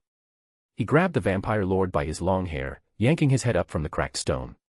Dracula gasping for breath, despite not necessarily needing it, him so used to letting his body breathe rather than fueling it with only magic, moaning in pain. Without hesitation, he in a blur, plunged his fingers into Dracula's eye sockets and gouged out his eyes, crushing them in his hand with a wet squelch. "Aha!" The Count roared in agony. "There," Lucien said, casually. "Now I've taken your light. Like you took mine." Dracula continued roared in agony, his hands flying to his empty sockets as blood streamed down his face. "Your eyes will not heal," Lucien commanded, reality bending to his will. Cole's eyebrows rose slightly, his mind racing. Lucien's reality compulsion was actually working on Dracula, a being whose power equaled or even, if his senses were telling him right now, even in this weakened state, surpassed that of himself. Even Claus, with all his might, as the hybrid and the wolf of Ragnarok, couldn't compel beings of such power. Trevor, who had been silent throughout all this, watching, suddenly began walking. Walking toward Lucien and Dracula. The originals watched him curiously, while Catherine's eyes narrowed with suspicion. "Trevor." Nadia called out, her voice tight with concern. "Get back here. It's dangerous to get between them." The two of them had gotten decently close, to at least be able to talk like normal people during the journey here. Trevor ignored her warning, continuing his determined approach until he stood before Lucien and the fallen Dracula, Gabriel Belmont, his ancestor. For a moment, he simply stared down at the vampire lord, his expression unreadable. Remembering it all, remembering all the recounts of his ancestors in their quest to cleanse this stain on their family's noble name. Remembering the death. The suffering. The loss of his own father and sister in this near-eternal quest. It's all about to end now. Without ceremony or declaration, Trevor drew his chain whip, the Morning Star. The ancient weapon ignited with starfire, the actual fire of the stars of God, blessed with remnants of Lucifer's grace by the Archangel Gabriel in his mercy to Leon Belmont, casting brilliant white light through the gloom of the chamber. With swiftness he brought it down in a deadly arc toward Dracula's head, ready to end the vampire lord once and for all. The Morning Star never reached its target. Lucien in an instant caught the whip mid-strike, his hand immediately bubbling and bursting where it gripped the holy weapon. Trevor and the original's eyes all widened at it. This was the vampire killer, something even able to kill them if it truly hit for a prolonged moment. Yet, Lucien in a vampire body was, resisting it, even during a direct hit. Despite the obvious pain, his expression remained unchanged, his black eyes not even turning toward Trevor. "Trevor, don't," he ordered quietly. With a subtle twitch of his free hand's finger, Trevor was telekinetically pushed backward, the force carefully controlled to avoid harming him. He slid across the stone floor, coming to rest several feet away, his expression a mixture of shock and confusion. There was only silence then, besides Dracula's muffled gasps of breath and pain. Why did he stop the hunter from killing Dracula? With that weapon, the Count would be unable to revive again. That is its purpose. Has the boy truly lost it in his need for vengeance, or is there something else going on? Elijah thought to himself, his expression both grim and curious. Ruag hai. A sound was suddenly heard. As all were processing what just happened, night creatures began pouring from the shadows. They fell from the ceiling in droves, crawled along the walls, emerged from every dark corner of the massive chamber. Their twisted forms, part human, part monster, filled the space with grotesque movement and inhuman growls. Elaine, who had been trembling against the wall since their arrival, suddenly bolted toward Lucien. Despite everything she had witnessed, his cruelty, his transformation, his torture of Dracula, she ran to him as her only source of safety, hiding behind his form as the night creatures closed in. What surprised the newcomers most was that Lucien made no move to push her away. The night creatures continued to pour into the chamber, their numbers growing from hundreds to thousands. The ceiling hole, so distant it appeared small despite its massive size, framed the scene like a distant eye looking down upon them. "Get ready," Klaus growled, his eyes flashing yellow. The originals moved into defensive positions, Catherine stepping protectively in front of Elena and Nadia. Trevor readied his whip once more, his eyes darting between Lucien and the approaching horde. Lucien's gaze shifted from Dracula to the army of monsters surrounding them. He looked upward toward the distant ceiling, his expression contemplative. "Isaac, Hector," he suddenly called out, addressing the unseen Forge Masters. "Do you really think your toys can do anything? Are you that foolish or just that desperate?" He paused, head tilting slightly. "Maybe both." Silence answered him. Lucien chuckled softly, the sound eerily human. "Whichever it is," he continued, "I'll show you that I'm not in the mood for your interference. My game is with your master." With a subtle shift in his posture, Lucien's voice took on the unmistakable resonance of reality compulsion. "Kneel," he commanded. "Why gaff?" A night creature explained in shock as it fell headfirst. For, with this command in an instant, every night creature in the vast chamber, thousands upon thousands of them, fell to their knees in perfect unison. Those clinging to the walls and ceiling lost their grip, screaming shock and pain, as they rained down upon their kneeling brethren below, creating a writhing sea of monstrous forms. Not a single gap remained in the carpet of prostrated creatures. The originals, not taking chances, erected a barrier of wind and lightning around their group. When stray night creatures were pushed against this wall, they roared in agony as their flesh charred and disintegrated. Through it all, Elena maintained her grace barrier, the blue-white dome of light continuing to protect them from the divine wrath that permeated Sodom and Gomorrah. Lucien's black eye surveyed the kneeling army, a flicker of boredom crossing his features. "Kill yourselves," he ordered. Without hesitation, the night creatures turned on each other. They bit, clawed, and tore at their neighbors with mindless abandon. What had been an organized army transformed into a chaotic mass of self-destruction. Night creatures ripped out their own throats, plunged claws into their chests, or simply bashed their heads against the stone floor until their skulls shattered. 5 minutes of horrific carnage later, only corpses remained. The floor had disappeared beneath a dark ocean of viscous blood, the walls splattered with gore to a height of several feet.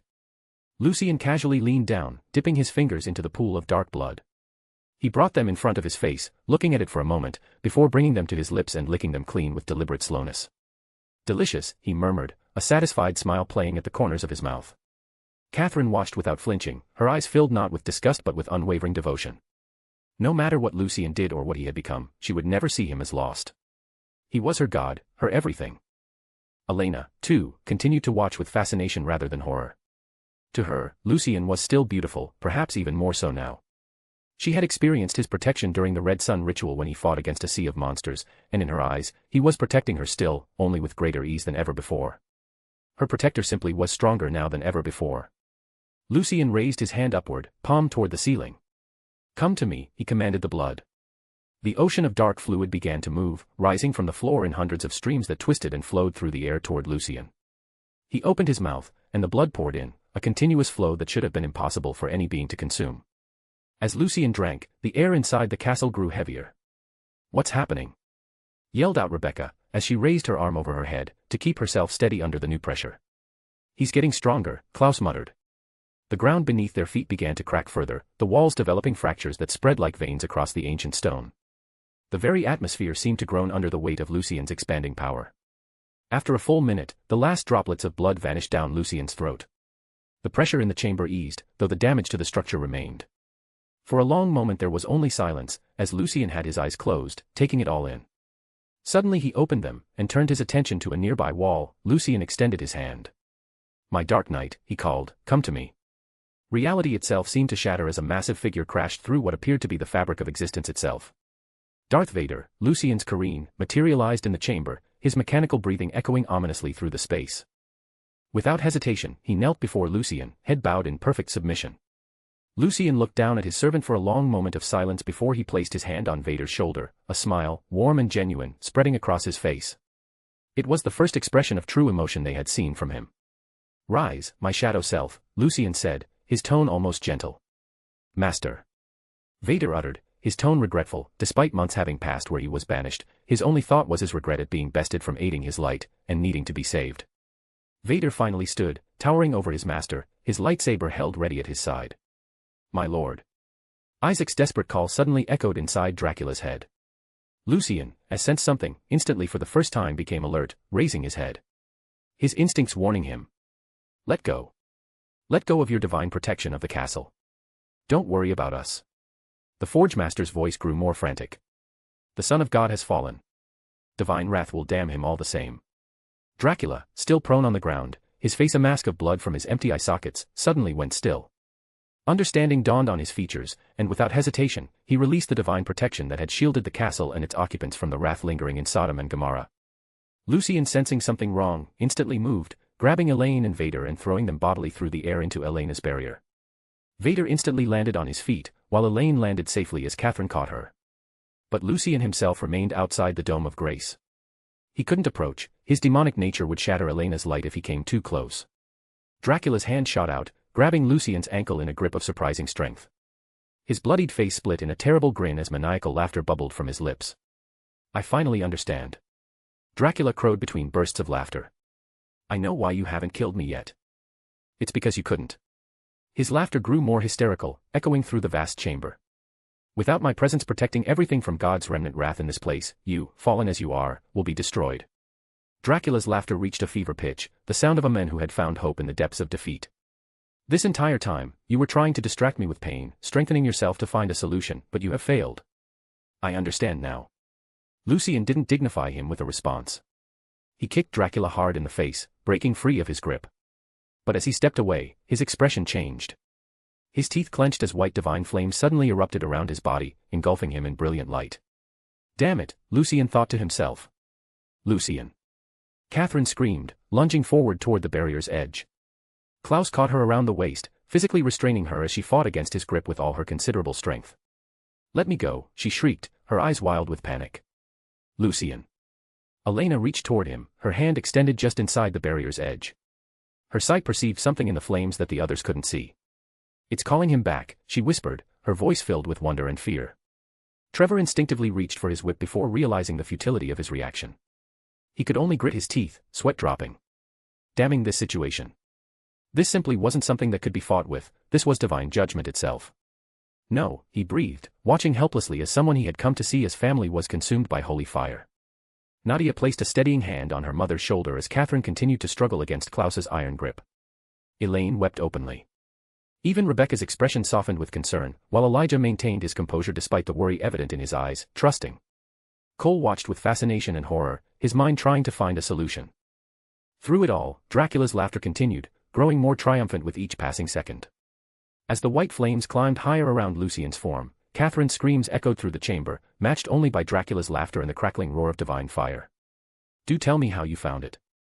So. Lucien is now facing God's wrath that engulfs Sodom and Gomorrah. Do tell me what you think will happen now.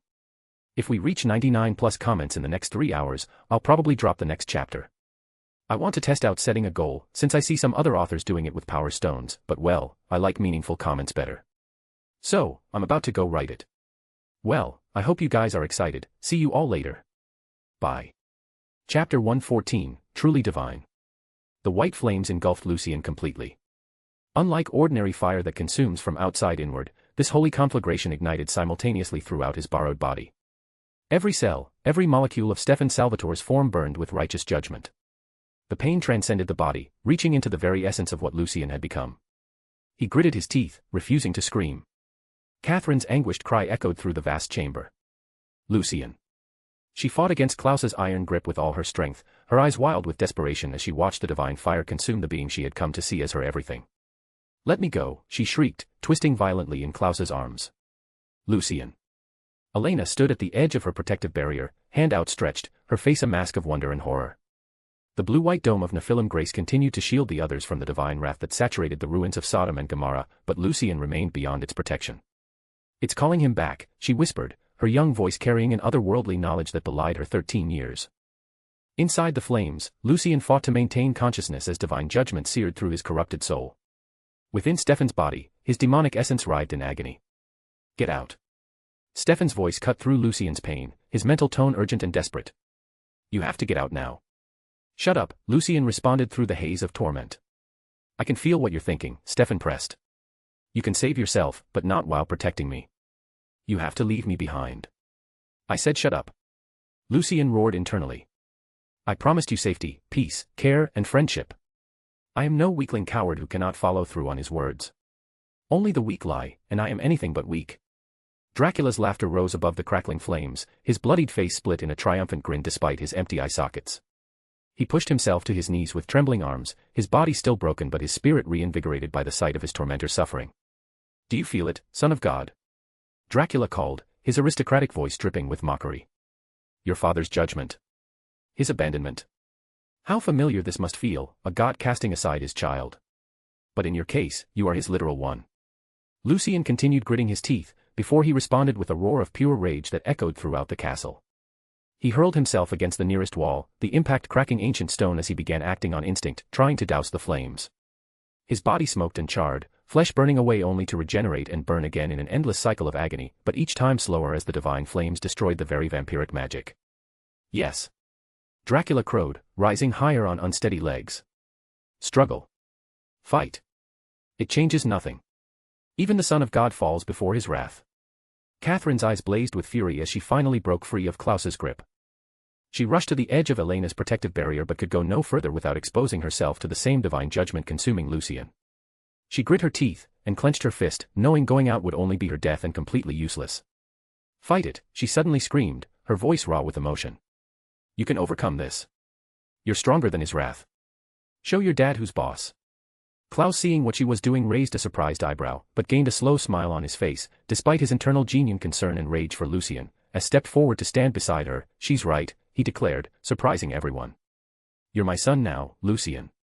And my son doesn't bow to anyone, not even the god who abandoned him. Him being your original father or not. Elijah moved to his brother's side, his eternal composure momentarily cracked by genuine emotion. Klaus is right. You've overcome everything else. This is merely another obstacle. Cole stared at his siblings in disbelief. Have you all lost your minds? That's divine wrath. Are you actually encouraging him to defy God? Trying to antagonize his heavenly father to rain down his wrath on us too? Shut up, Cole. Rebecca snapped, stepping forward to join her brothers. Stop being a coward. If anyone can survive this, he can. Cole looked desperately toward Finn, seeking support from his typically pious brother. To his shock, Finn merely shook his head begrudgingly, offering no objection to their blasphemous encouragement. Trevor Belmont, who had remained silent throughout much of the ordeal, suddenly stepped forward. If you're going to burn either way, he called out, his gruff voice carrying across the chamber, might as well make the bastard work for it. My family's been fighting monsters for centuries, show them how it's done, Winchester. Inside the flames, Lucien heard their voices through the haze of pain. Something shifted in his burning chest, not resignation, but determination. If he was damned, he would not go quietly. With a savage growl, he pushed himself up from the floor where he had fallen. The divine fire continued to consume him, but he forced his burning legs to move, each step leaving charred footprints on the ancient stone. Dracula sensed his approach, his head tilting as he tracked Lucien's movement despite his blindness. His triumphant smile faltered slightly. What are you doing? He demanded, taking an instinctive step backward. Heawawa. Lucien suddenly roared in hatred and fury as he launched himself forward with explosive force, tackling Dracula to the ground. The impact drove the air from the vampire lord's lungs as they crashed to the floor together. Dracula's hands came up instinctively, pushing against Lucien's burning form. Where they touched, his skin sizzled as divine fire transferred to his flesh. He howled in shock and pain, realizing that his immunity to the holy flames didn't extend to direct contact with Lucien's burning body. Impossible, he gasped. You should be weakening, not attacking. Lucien's response was a devastating right hook that connected with Dracula's jaw. The sound of impact echoed like a thunderclap, the vampire lord's head snapping sideways from the force. Dracula recovered quickly, centuries of combat experience taking over. He drove his knee into Lucien's side, the impact cracking ribs in Stefan's borrowed body. Lucien grunted in pain but didn't relent, delivering a punishing blow to Dracula's sternum that would have crushed a human heart. The two beings grappled on the floor, rolling through pools of night creature blood. Lucien's burning body left scorched trails across the stone as they fought, neither willing to yield despite their grievous injuries. Dracula, though blinded, fought with the precision of someone who had never made a wasteful attack in his life. His strikes targeted nerve clusters and vulnerable points, each blow calculated to maximize damage. Lucien fought with raw fury, allowing the pain of the divine fire to fuel his attacks rather than hinder them. Every punch, every grab transferred holy flames to Dracula's body, causing the vampire lord to hiss and recoil only to attack again with renewed desperation. You're still going to die here. Dracula snarled, driving his elbow into Lucien's throat. Your father has abandoned you. Can't you feel it? The judgment. The disappointment. Inside Lucien's mind, Stefan continued his desperate attempt to save him. Please, Stefan begged. You've done enough. Let me go. Save yourself. Never, Lucien responded, his mental voice strained but resolute. I don't abandon my promises. I will not abandon my pride. My self-respect. Never. Stefan's response was unexpected, not words but action. Lucien felt Stefan's suddenly consciousness pushing against his own, attempting to expel him from his body. What are you doing? Lucien demanded internally, even as he blocked a vicious strike from Dracula with his forearm. Saving you. Stefan's mental voice was determined, desperate. You're a demon now. I didn't give permission only to the archangel, not the demon, get out. No. Lucien roared back mentally. Like you said, I'm no longer an angel, even if you rescind your permission, as a demon, I can remain however long I damn well wish. Outside this internal battle, the physical one intensified. Dracula seized Lucien by the throat, lifting him off the ground with great strength. Lucien responded by grabbing Dracula's wrists, the divine fire burning deeper into the vampire's flesh. You are nothing. Dracula hissed through gritted teeth, ignoring his burning skin. A failed vessel. A fallen sun. You cannot defeat me. With a surge of strength, Lucien broke Dracula's grip and delivered a devastating headbutt to the vampire's face.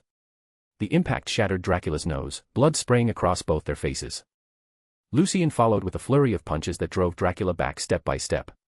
Each impact left burning imprints on the vampire lord's body, divine fire spreading across his chest and arms. Catherine watched from the barrier's edge, her expression transformed from despair to fierce pride. That's it, she shouted. Beat the shit out of that bastard. Kill him. You can win this.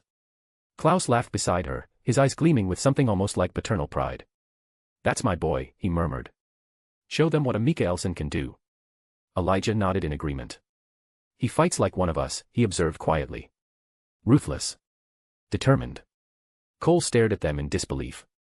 Are you all insane? He's literally burning in divine fire and you're cheering him on like it's a boxing match. Shut up, Cole, Rebecca repeated, her eyes fixed on the battle. He's winning. Indeed, Lucien was gaining the upper hand. His relentless assault had Dracula on the defensive, the vampire lord's movements becoming increasingly desperate as divine fire spread across his body wherever Lucien struck. With a particularly vicious blow, Lucien sent Dracula crashing into a stone column. The ancient vampire slumped against it, momentarily stunned. Lucien pressed his advantage, grabbing Dracula by his tattered shirt and tearing it open completely. There, on Dracula's chest near his heart, was revealed a complex pentagram tattoo, ancient symbols inscribed in a language older than humanity. Lucien's black eyes widened in recognition, comparing it to something else he knows. He turned his head slightly toward the barrier where his allies watched. Vader, he called, extending his open palm toward his Kareen. Without hesitation, Vader hurled his red lightsaber through the air. Lucien caught it, the weapon igniting with a distinctive hiss snap as crimson energy erupted from the hilt. Dracula, sensing the danger despite his blindness, struggled to push Lucien away. No, he roared, suddenly understanding Lucien's intent. You don't know what you're doing. I think I do, Lucien replied, his voice eerily calm despite the divine fire still consuming him. Be prepared for a taste of your own medicine. Lucien drove the lightsaber into Dracula's chest, not through his heart, but directly into the center of the pentagram tattoo. The ancient symbol sizzled and burned, lines of power igniting across Dracula's skin. Dracula's scream transcended human understanding, the sound vibrating the very stones of the castle.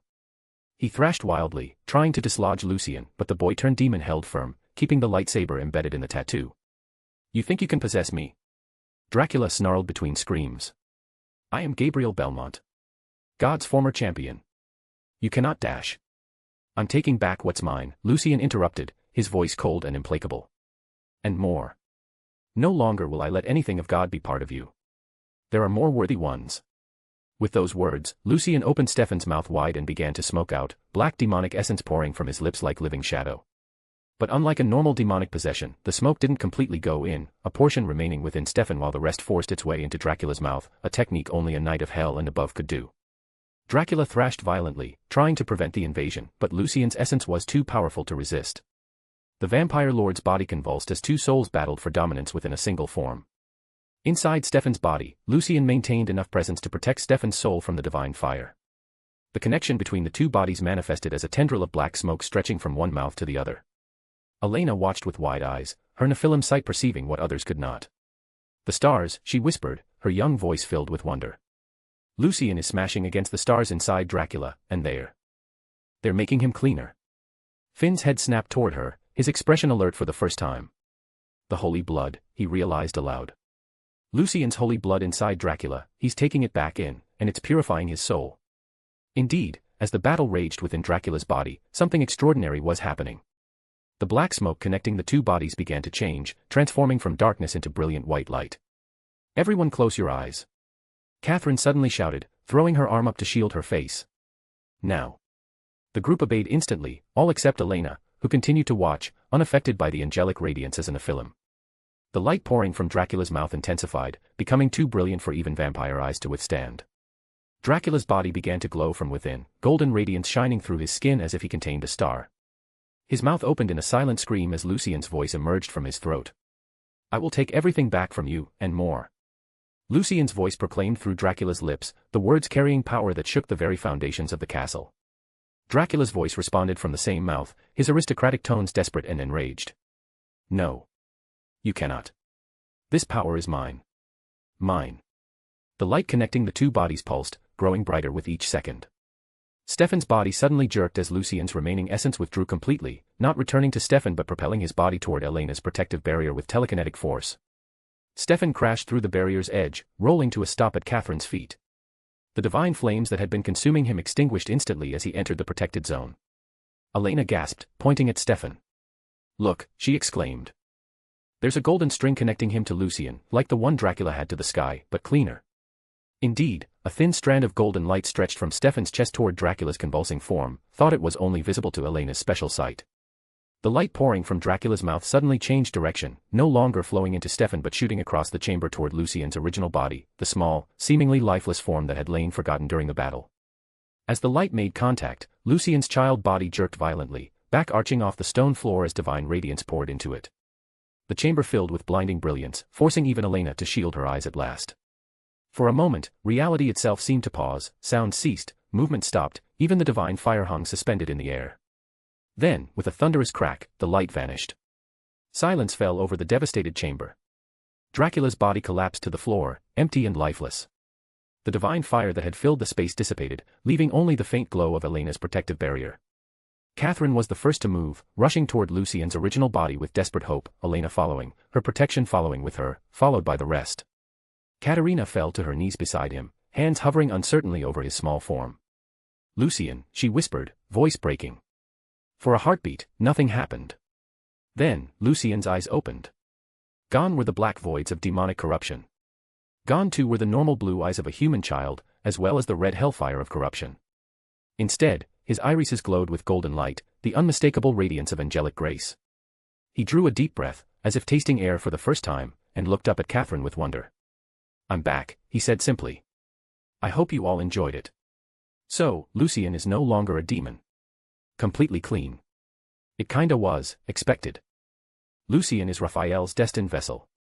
If this didn't happen well, Michael would have, after Lucien died, in heaven, cleansed Lucien's soul by himself, and probably kept it there for a couple years, to have the Winchester life go smoother towards the plan. Yeah, Lucien dying has consequences, he won't just be brought back to life. Well, I hope to see you all later. Bye.